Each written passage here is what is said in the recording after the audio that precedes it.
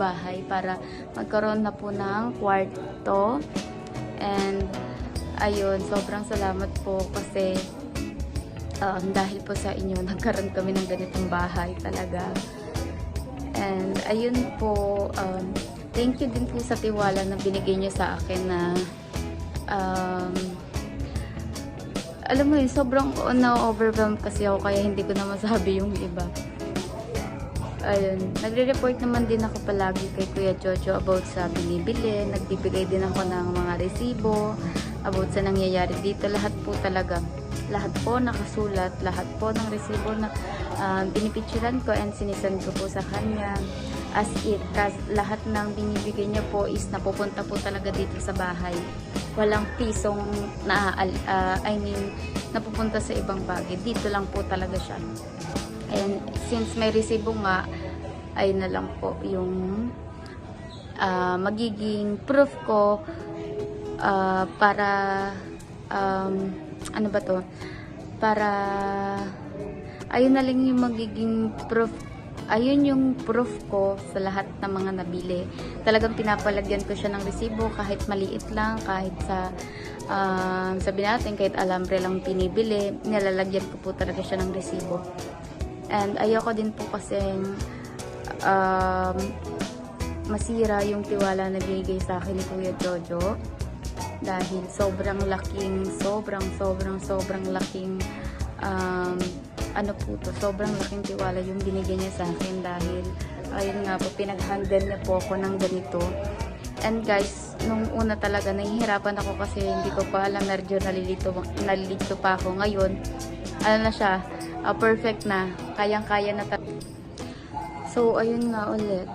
Since pumapasok nga po, hallway na yan, papunta sa kwarto. Bali, eto. Ay, ito yan. Sorry. Eto, ayan. Ayan yung magiging pinto dito sa isang kwarto. Tapos, dito, magiging pinto. Ito, yan. Itong space naman natin. Ito ba yung baka tayo? Ayan. Ito, dito naman yung magiging ng kwarto ko. Dito. Kasi guys, yung kwarto ko is, gagawin ko na din siyang station ng nails and eyelash if ever na magkaroon po ako ulit. Kasi naubos na po yung mga gamit ko para sa eyelash and nails. So, ayun lang. Hindi naman namin siya papagandahin ng sobra. Kahit maasintadahan lang, okay na yun. At least may kwarto na din. And yung mga pader-pader pala ng kwarto is aanuhan namin ng ano ba yun? Ng plywood na lang siya. Para mas mura kasi pag yung semento mas mahal. Kaya plywood na lang. Bali, ito lang. Ayan, yung dito lalagyan. Tapos yung dito sa harap. And yung dito sa gilid. Excuse me. Tapos, ayun lang. Pasensya na po kayo. Ngayon lang ulit ako nakaka-video. Kasi nga po, busy. Talagang pagod pag-uwi. Ngayon, pinilit ko lang po mag-video kasi gusto ko lang din kayong ma-update about sa nangyayari. And special mention din po kay Kuya Jojo na binigyan po ulit ako ng chance na ipagpatuloy po ulit itong bahay para magkaroon na po ng bubong namin.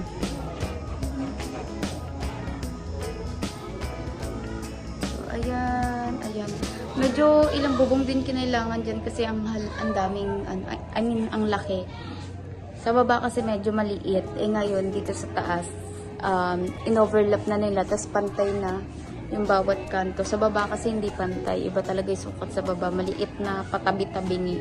Kasi nga, yung kabilang bahay, kinain niya yung medyo malaki dito. Ayan, o, kita niyo yan. Ayan, di ba? Ang laki ng kinain. Dalawa yan. Ayan. So, pagdating dito sa taas, kinain pa din. Pero, kasi may taas na sila. Pero, naghabol kami dito sa harap. Naglagay kami ng overlap. So, ayun na nga. After ng bubong, siguro, ilang days din yan. Sa after na nag-asintada na. Tapos, ngayon, eto na natapos. Ayan. Bali, lalagyan talaga nila ng alulod. Di ko alam kung anong tawag. Alulod ba o... Basta may tawag sila eh. So, hindi ko alam So, ayun na. And, papasukat namin tong isang malaking bintana dito. Ayan. para magawan na siya ng bintana. So, after ng alulod na yan, siguro, mag-aasintada na. Ayan, tapal-tapalan lang yan, katulad ng ginawa sa baba. Ay, wiring pala muna bago bago mag-asintada para iisang gawaan na lang. Ayan, medyo madilim kasi isang ilaw lang. Tapos, ayan, ito na nga. Diba ito? Ayan, hagdan namin. Ayan, hagdan. Ayan, asan ba yung hagdan? Diba pagkataas mo dyan, may space ito. Ayan, may space. Tapos, yun dyan, mga ilang days ba yun? 4 days. 4 days ata. O, 4 days. Oo, 4 days nga. Kasama na yung buhos, ha. Tapos, after nun is, nagpalitada na si... sintada pala. Palitada pala yung nilalagay na ng mga semento yung pader. Asintada. So, ayun nga, bali,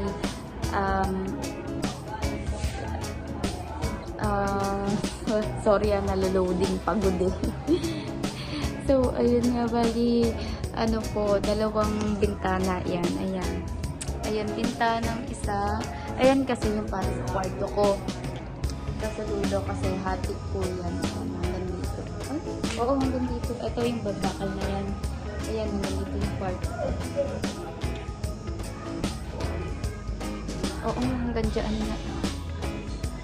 Tapos ito, ayan, system dito na onte. Sa mama ko at saka sa kapatid kong special.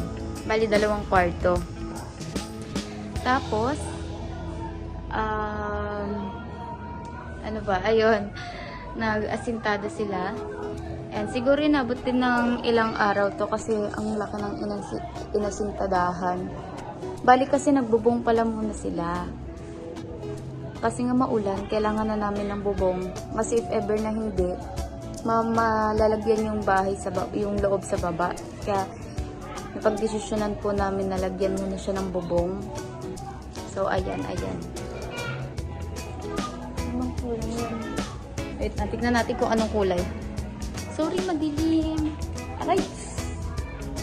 Color green. Color green po ang bubong namin. Or 10 dahil sa layo nga. Per view to BGC pa. Ang out ko 6 or 7 minsan, depende if may OT, ganyan. So, ayun nga. Ang unang ginawa dito is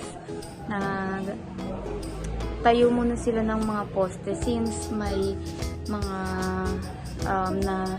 natirang bakal nung ginawa tong baba.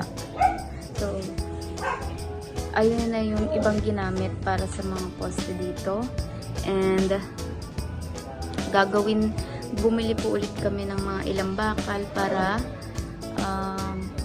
ilagay kasi 6 na poste nga po yan, diba? So, hindi naman enough yung natirang bakal nung last. Kaya bumili kami ng panibago para sa mga existing na abang para sa poste. So, ayun, after nilang nagbakal-bakal, nag-welding, ganyan. Ganun kasi ginagawa, di ba, pag nagpo-poste. Welding ba? Alam ko welding tawag din. Yung iniilaw-ilaw, mix-slap. Ayun. Bali, gumawa pa sila ng 4. Kasi bali, 6 nga ang poste dito. Since, nga siya, gagawing 2nd floor. So, ayun. And after nun, nagbuhos sila ng poste. Naglagay mo na ng mga, ano ba tawag dyan? Yung pader-pader ng poste. Mga plywood, yun yan. Excuse me. Tapos, ayun. Siguro ilang, din ginawa yung poste. Mga ilang days ba yun? And ayan na po siya.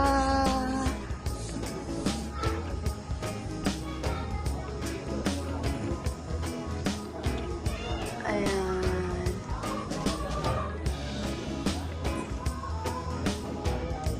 And ayan guys, ayan na po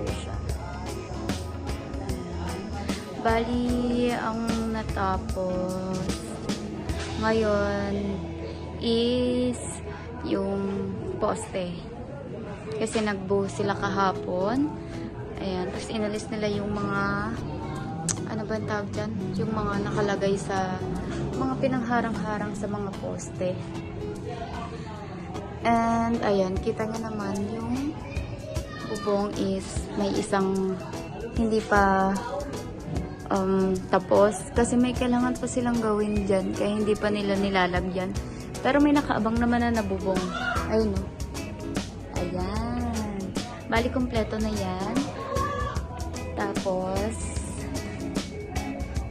ano na ba sunod bukas? Alam ko ang gagawin bukas is yung mga alulod ata or banda dyan sa gilid. Dyan sa gilid ng ayan, yan yung mga space dyan. Yung mga butas-butas dyan. So, ayun nga. Ito na yun. So, ayun nga. Bali, ngayon na lang ulit ako nakapag-video. Kasi na-busy talaga ako ngayong month. Kasi, guys, may work na po ako. And, anong oras na kasi ako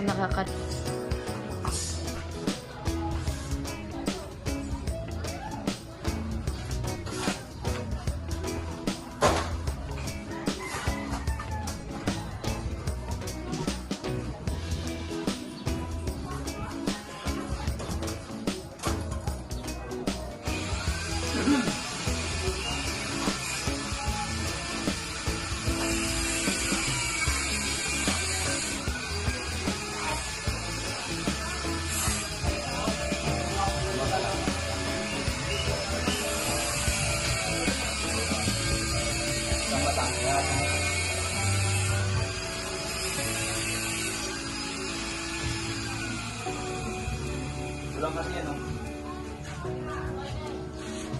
Ito. Kaya, parang hindi din napapabaan. Meron na lang ang dito eh. Ang harap naman na ito, ano ba?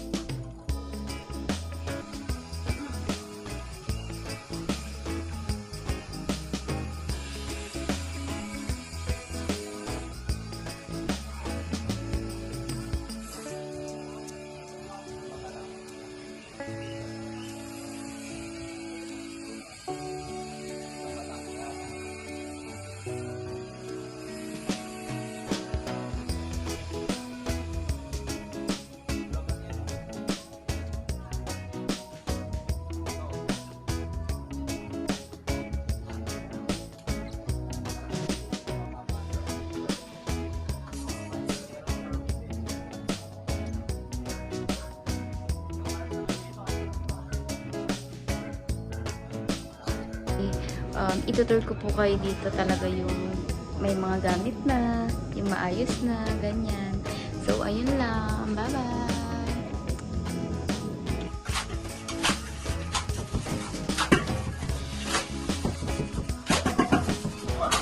Agi!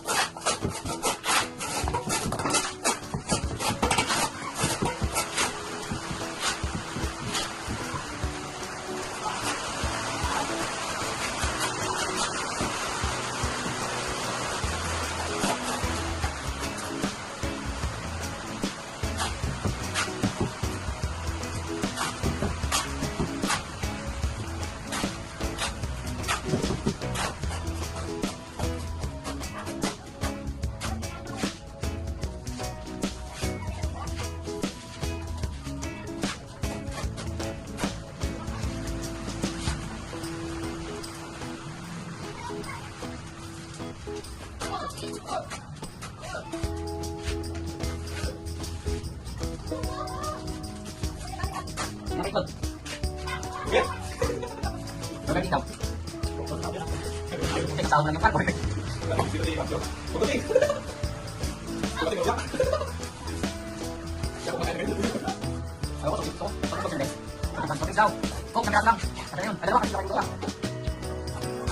Bakit ito naman po yung